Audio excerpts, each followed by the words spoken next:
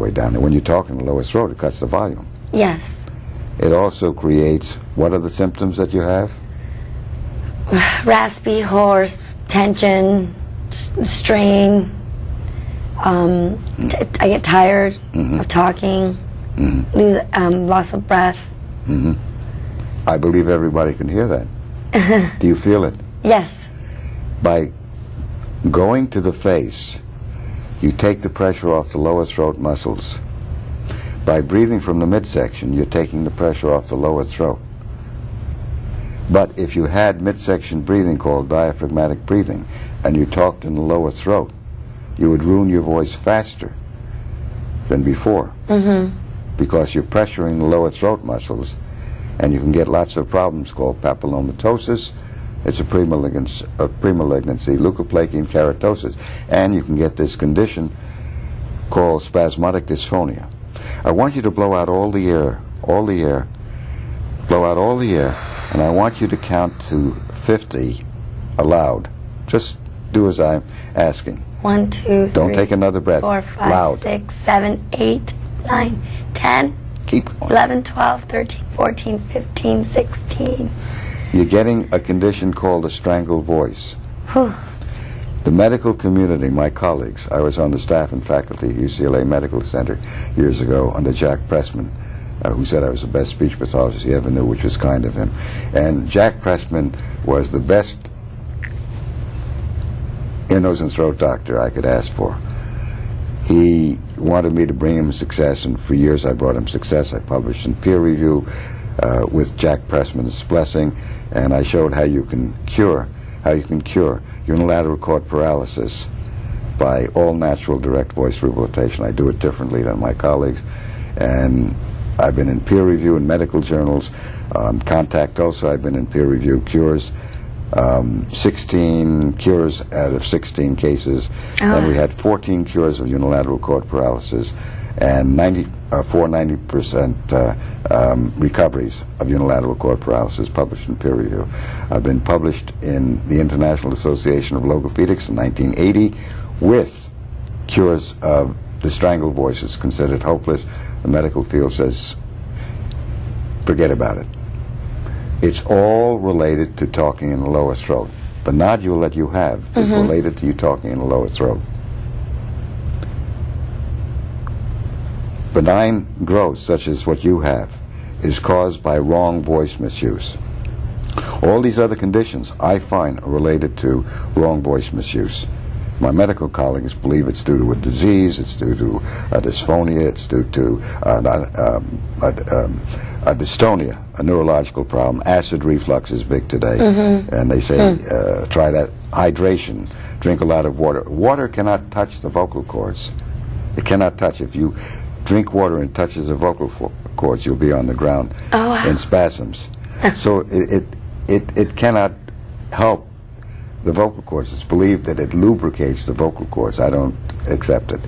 What I do is lean on those who have been before me, who have been the greats in my field, and they have pointed out that you have to change the pitch to go up into the face, and you have to have midsection breath support, and it's all natural. The medical community is not trained in voice, so when you go to them, and what's your story? You went to ear, nose, and throat doctors? And I needed to pretty much take it easy from work, not teach, and was going to need and if I continued to, then I would eventually need to have surgery to remove the nodules.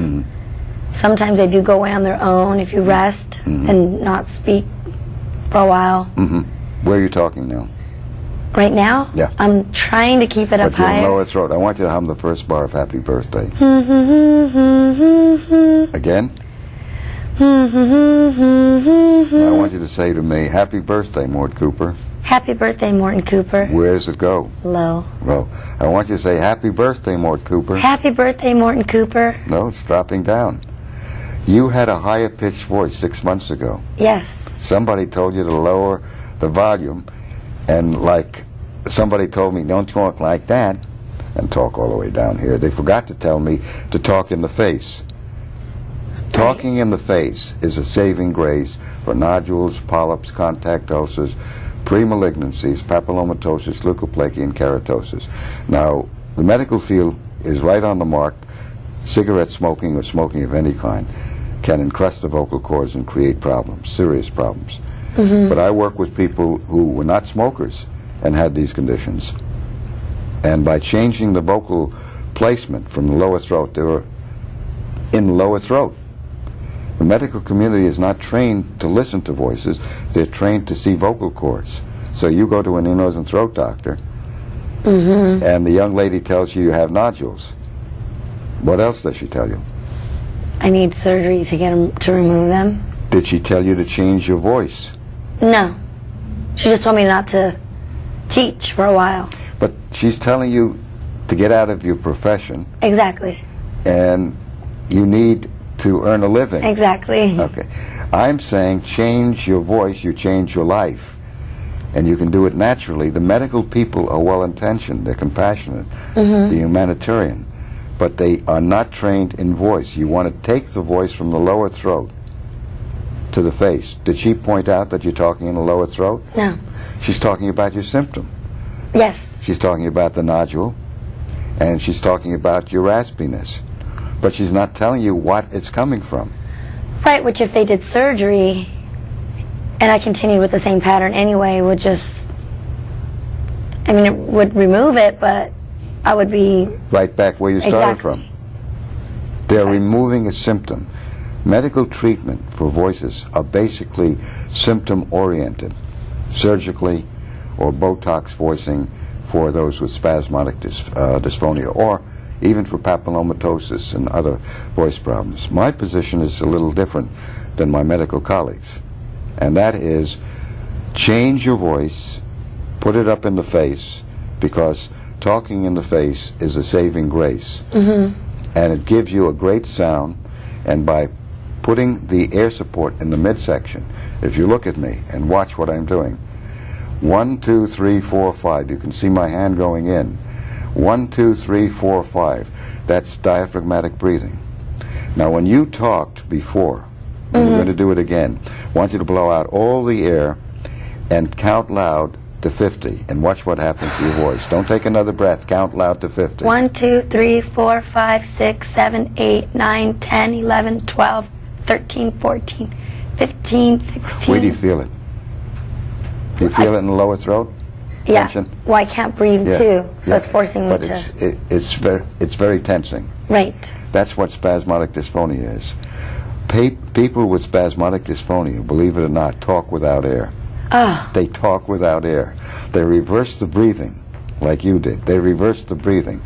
You have a chance, if you continue to talk the way you're talking, with reverse breathing and in the lower throat, in my mind, a chance to get the strangled voice called spasmodic dysphonia, which the medical community says is hopeless, and they Botox you 4 to 10 times a year or more each and every year for life, and report there are no cures of your condition.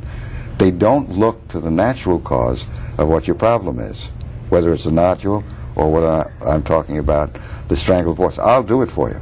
Well, I had this problem, doctor, when I first noticed it. The voice began to break, and then I couldn't talk. Now that's an unspeakable voice. That's a hopeless voice. And these patients are told that they're hopeless. And I report cures of their hopeless voice problems. The interesting aspect is what you have can move from a nodule, which is simply a growth on the vocal cords, like a callus on the back of your foot. When you wear a wrong shoe, you get a callus. Would you continue to wear the wrong shoe? no, Why not? because it hurts. Yes, but it hurts. But how do you know to change it? Because it's uncomfortable. How do you know to change it? Because you can feel it and see it. Exactly, that's true. So you're not relying on an ear, nose, and throat doctor or a medical doctor to tell you Right. to change the size of the shoe. You're using common sense, right? Right. Okay, now I want you to say mm-hmm. Where does your mm-hmm go? CD. Right. That's where I want your voice to take it out of the lower throat.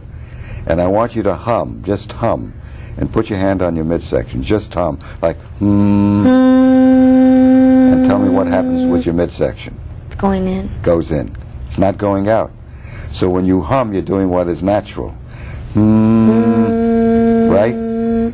Then why, when you talk, does your stomach reverse? I don't know. Because you picked up the wrong pattern. Wrong habits. Yeah. Did your mother ever tell you to hold your stomach in?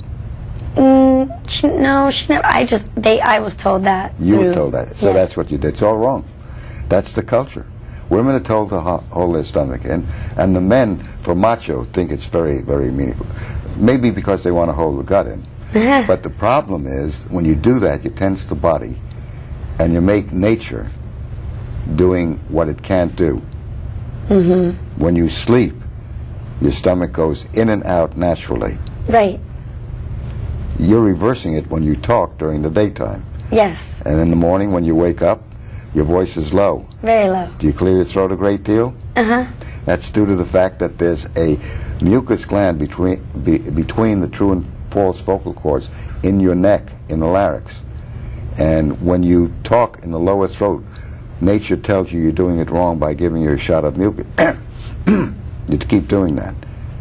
If you use your voice correctly, your voice will go on and on and on and on.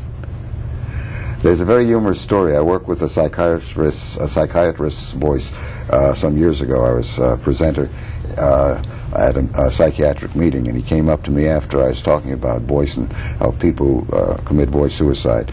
And he told me his wife can only talk 5 minutes a day. Could I consider seeing her and help her? I said, yes. It sounds typical and normal. So I saw her. And then he called me back about a year later, and he was very depressed. When I first met him, he was very outgoing, and he had heard me, and he was taken with the fact that I might be able to help his wife. And a year later, he called me, and he was very, do you remember me? I said, sure, I remember you. He says, you know, my wife doesn't stop. She can talk 25 hours a day. He says, is there any way to change it? I said, no. You asked me if I could help her. You're like, and I He did. didn't finish the conversation, just hung up on me. Oh, no. So sometimes when people want something, it's not what they're going to look forward to. The interesting aspect is our voice. If we use it correctly, it will go on and on and on. Hum the first part of Happy Birthday. It's not easy to talk there, is it? Let me see you say Happy Birthday at that. Happy birthday to you. I want you to go higher. Happy birthday to you, Mort Cooper. Happy birthday to you, Morton Cooper. Right, you got part of it. Say it again. Happy birthday to you, Morton Cooper. How does it sound in your head? Come on, this is honest In my time. head, it sounds a little like Minnie Mouse? Yeah, Minnie Mousey. Robotic? Superficial? Artificial? Not you? Like I'm forcing it. Yeah. Well, remember, you have lost the auditory memory of what your old voice, your natural voice was 6 months ago. You never had trouble with your voice before then, before you lowered it. And I used to cheer in high school, and You're right up in your face and you had volume. Okay. Nadia, it's been a pleasure talking with you. You also. Folks, if you have a bad voice, a raspy voice, if you have what is called a hopeless voice, don't live with it. Realize that there is a chance, a real opportunity by you using your natural voice. My books are in the library. You can read about what I'm doing and understand that you can try to self-help and do it for yourself. I'm Mort Cooper. The title of the program is called Change Your Voice, Change Your Life. And it literally means that, not figuratively, because when you're talking like this and you don't have a voice and you have a nodule, it hurts to talk. Your whole life has changed, your career has changed, and your personality has changed. Is that true? True. Thank you very much. Thank you. I'm Mort Cooper. Bye-bye.